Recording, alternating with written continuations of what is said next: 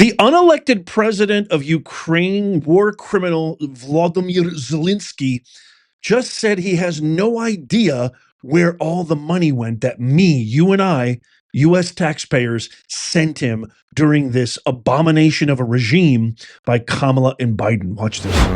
Дивіться, я коли чую, і раніше чув, і сьогодні ми чуємо від Сполучених Штатів Америки, що Америка дала Україні сотні мільярдів, 177, якщо сказати більш точно. Така звучала точна цифра, яку підтримували або голосував Конгрес, тощо різні організації. Дивіться, я як президент воюючої країни вам говорю, ми отримали більше 75.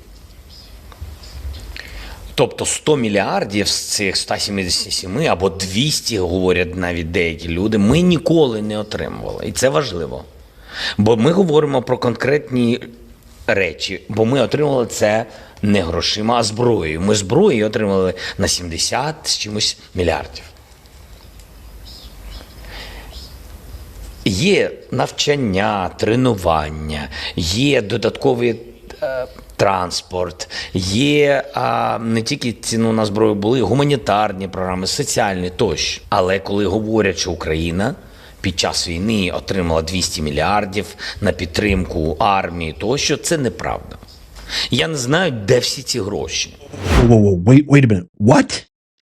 You don't know where our money that we've been giving to you through these 4 dark, dismal, abysmal years, our hard-earned money, you have no idea where that money is? Are you effing kidding me right now? My fellow Americans, first of all, do you believe this schmuck on wheels? I sure don't. But I do have to say this. I think I have a pretty good idea. If he is telling the truth, which I don't think he is, I think I have a... Let me know in the comments if you think this absolute mook, this criminal, unelected president of Ukraine, let me know if you think he's telling the truth. Because if he is, I want to hear your reason why. But my God, this is a crime of the highest, most epic proportion. I mean, it is a magnificent crime, a crime against humanity. I mean, there are criminals who launder money who get, life sentences for far less egregious crimes than what is just happening here if Zelensky is telling the truth. I think I have a pretty good idea where the money went to. I've said this a million times. I think the Biden crime syndicate puts the Gambino family, the Lucchese family. You take any organized RICO crime syndicate, the Biden crime syndicate tops them all. I mean, Francis Ford Coppola could have done an amazing trilogy on the Biden crime syndicate versus the Corleone family. He could have done an amazing job because the Corleone family, has got nothing on the Biden crime family. But I am absolutely... Hearing Zelensky say that makes every molecule of blood in my body boil to sun level temperatures, Fahrenheit. We're talking, I'm going crazy right now. Am I the only one? Let me know in the comments. And this is also coming off the heels of USAID senior officials being put on leave after physically trying to stop Doge from accessing agency systems. If you don't know anything about USAID, the U.S. is by far the world's largest donor of humanitarian aid, with USAID administering billions of dollars in humanitarian development and security assistance in more than 100 countries. What are they so afraid of? 2 USAID officials, John Voorhees and his deputy, were put on leave late Saturday night, last night, after refusing to allow Doge members access to USAID systems. Now, they claim there was some sort of a security clearance, but how does that make any sense? President Trump has made it, vociferously clear to us, to everyone, to his administration, that Elon Musk is in charge of this new department, which is aimed to streamline and make the government more efficient. What do you mean he didn't have security clearance? The Doge members threatened to physically call the police after being refused entry. They were trying to access the security and personnel files, federal officials are concerned that Trump is trying to fold U.S. aid into the U.S. State Department in an effort to cut government corruption and bloat. Yeah, that's the whole point.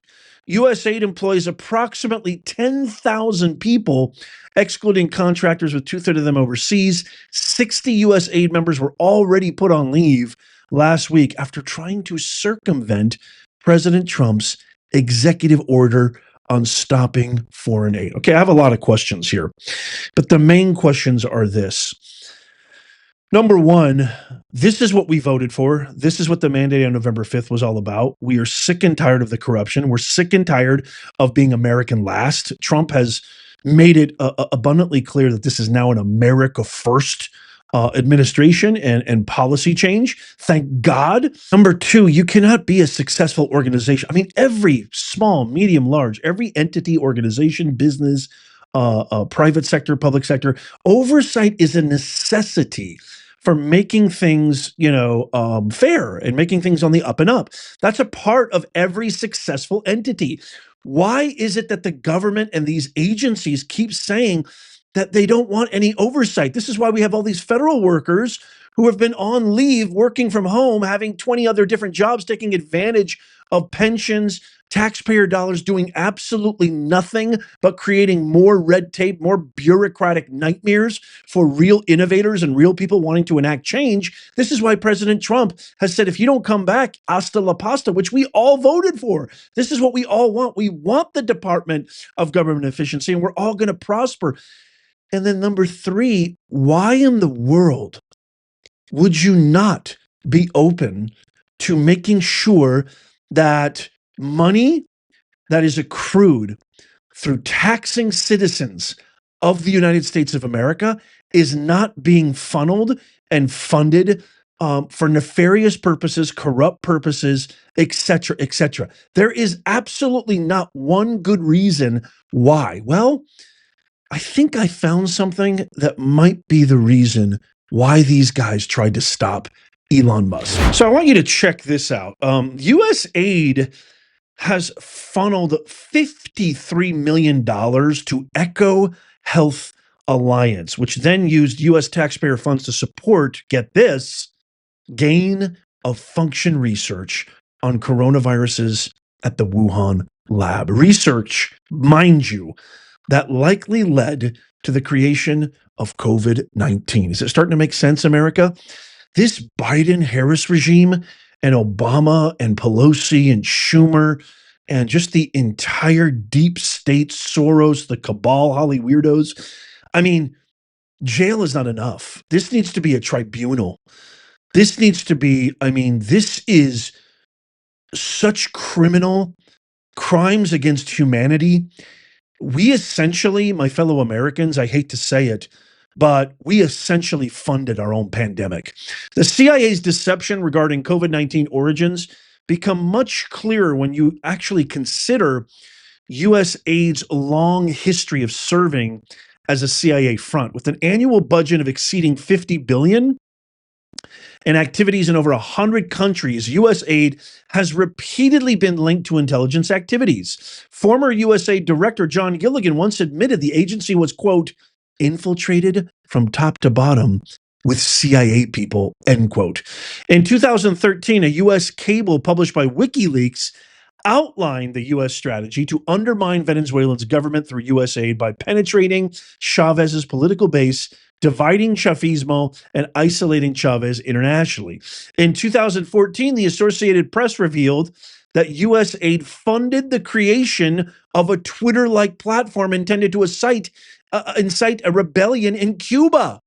USAID funding has been linked to coups in Haiti, Ukraine, Egypt, and other nations. From 2009 to 2019, USAID partnered with Echo Health Alliance on the PREDICT program, which identified 1,200 new viruses, trained 5,000 people globally in disease detection, and enhanced 60 research labs.